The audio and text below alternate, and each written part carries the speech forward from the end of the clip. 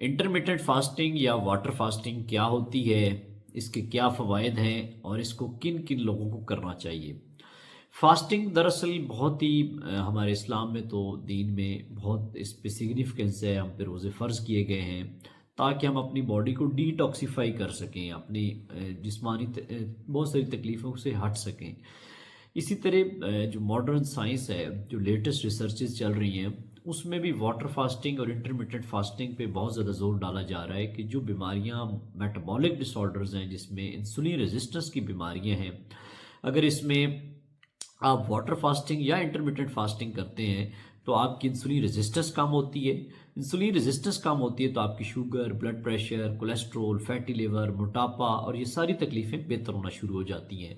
तो जब आप बॉडी में कुछ ऐसा डालेंगे नहीं, आपकी इंसुलिन की स्पाइक कम होगी तो आपकी जो इंसुलिन जिस समय बन रही है वही अमल करना शुरू हो जाएगी, जिससे आपकी शुगर के रिवर्सल में और मोटापे में बहुत ज़्यादा फ़ायदा हो सकता है। तो सबसे पहले हम चलते हैं कि वाटर फास्टिंग होती क्या है। वाटर फास्टिंग के दौरान आपने दरअसल कोई सॉलिड चीज़ नहीं लेनी होती, सिर्फ पानी वाली, लिक्विड वाली चीज़ें लेनी होती हैं। तो बहुत से लोगों को वैसे रोज़ों से मना किया जाता है, डराया जाता है कि वो ना रखें, लेकिन आप वाटर फास्टिंग, इंटरमिटेंट फास्टिंग करते हैं तो इससे आपकी सेहत पे बेहतरी आती है। तो सबसे पहले ये कि आपने ये जब भी रात का खाना खाना है, मिसाल के तौर पे आप 8 बजे डिनर ले रहे हैं, तो उसके बाद से आपकी वाटर फास्टिंग का टाइम पीरियड एक तो आप कैलकुलेट कर लेंगे, वहाँ से स्टार्ट हो जाता है। तो इसके दौरान आप ब्लैक कॉफ़ी ले सकते हैं, वैसे चाय ले सकते हैं, ग्रीन टी ले सकते हैं, मेटाबॉलिक वाटर ले सकते हैं, तुख या नींबू का जो रस है, जूस है, वो ले सकते हैं, लस्सी ले सकते हैं, सब्जियों का जूस ले सकते हैं और यखनी ले सकते हैं। ये तमाम चीज़ें आप ले सकते हैं इस दौरानिए में। स्टार्ट में जो मैं रिकमेंड करता हूँ कि वो आप 14 से 16 घंटे करें और एक दिन छोड़ के करें, अल्टरनेट डे पे करें, और फिर आप उसमें 2 घंटे का इजाफा आहिस्ता आहिस्ता कर सकते हैं। सपोज़ पहले दिन आपने रात को 8 बजे डिनर किया, उसके बाद तो आप वैसे ही रूटीन का, अगर आपने कोई भूख लगती है तो पानी का गिलास पी लें या यही मेटाबॉलिक वाटर का इस्तेमाल कर लें। और सुबह आप जब उठते हैं तो नाश्ता आपने लेट करना है। लेट का मतलब ये है कि आपने 2-4 घंटे सॉलिड कोई चीज़ नहीं खानी, ये लिक्विड वाली चीज़ें जो बताई जा रही हैं ये खा लेंगे। अगर आप मिसाल के तौर पे 8 बजे डिनर आपने किया था तो 8 बजे तक तो आपके 12 घंटे वैसे ही हो गए हैं। अगर आप 4 घंटे मज़ीद कुछ नहीं खाते तो ये 16 घंटे तो आपके इस तरीके से बच जाते हैं। तो आप 16 घंटे की पहले दिन करें, फिर आप उसमें एक दिन छोड़ के 2 घंटे ऐड कर सकते हैं, 18 घंटे कर सकते हैं, 20 कर सकते हैं और 24 घंटे कर सकते हैं। इवन आप इसको मैक्सिमम 30 घंटे तक ले जा सकते हैं। ये आपकी विल पावर और मेडिकल कंडीशन के हवाले से देख के फिर फैसला करना होता है।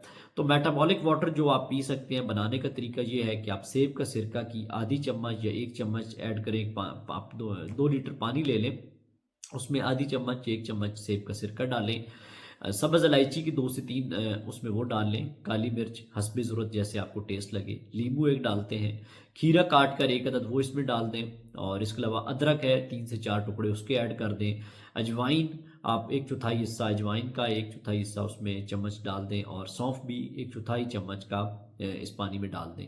दारचीनी इसी तरह 1/4 चम्मच, हल्दी का 1/4 चम्मच, और ये आप 2 लीटर पानी में रात भगो के रख दें।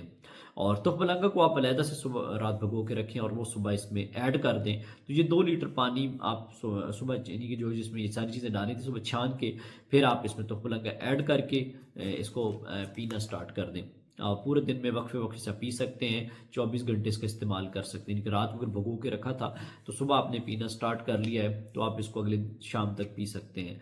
इसके अलावा सब्जियों का जूस जो है उसमें कौन कौन सी सब्जी शामिल है, आप आंवला ऐड कर सकते हैं, खीरा है, पुदीना है, लौकी है, बंद गोभी है, अदरक है, टमाटर, करेला, बंद गोभी, ये सब आप इनको पानी में डाल के ग्राइंड कर लें।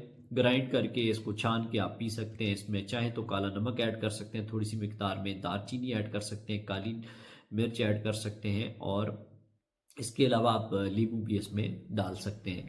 तो ये आप जो सब्जियों का जूस इसके दौरान इस्तेमाल कर सकते हैं, मेटाबॉलिक वाटर इस्तेमाल कर सकते हैं, इसके अलावा यखनी का इस्तेमाल कर सकते हैं, और चाहें तो आप ब्लैक टी, कॉफ़ी, कम दूध वाली चाय पी सकते हैं, चीनी वाली चाय नहीं होनी चाहिए, और सॉलिड ग़िज़ा कोई नहीं खानी है इस टाइम पे। मीठे मशरूबात, कोल्ड ड्रिंक्स को अवॉइड करना है। और जूसेस, फलों के जूस वो नहीं लेने, क्योंकि वो आपकी इंसुलिन रेजिस्टेंस को भी बढ़ाएंगे और शुगर को भी बढ़ाएंगे।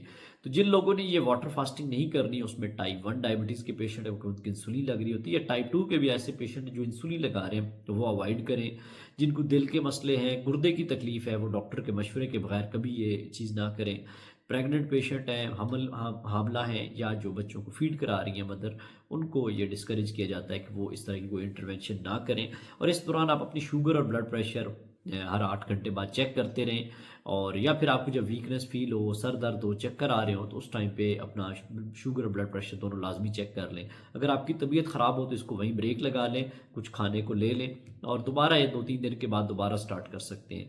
तो इससे आपकी बेसिकली डिटॉक्सिफिकेशन होगी, आपकी इंसुलिन रेजिस्टेंस कम होगी, आपके शुगर बेहतरी की तरफ जाएगी, ब्लड प्रेशर बेहतरी की तरफ जाएगा, मोटापा कम होगा।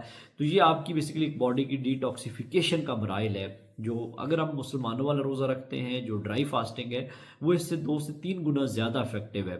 लेकिन कुछ लोग डर रहे होते हैं कि हमें बिल्कुल, अगर आप वो सुन्नत के तौर पे कर रहे हो या वैसे रमज़ान के रोज़े रख रहे हो, लेकिन उसमें भी है कि आप अपनी डाइट का ख्याल रखते हैं, तो इससे कई गुना ज़्यादा फ़ायदा भी है और उसमें आपको सवाब भी मिलता है। लेकिन अगर आपके लिए मुश्किल होता हो, कुछ ऐसी कंडीशंस हो, तो आप वो वाला रोज़ा ना रख पा रहे हो, तो ये इंटरमिटेंट फास्टिंग या वाटर फास्टिंग आप कर सकते हैं, और ये बहुत हेल्पफुल है। इसको एक दिन छोड़ के करें, 16 घंटे का स्टार्ट लें फर्स्ट डे, और फिर आहिस्ता आहिस्ता आप टाइम पीरियड बढ़ा सकते हैं।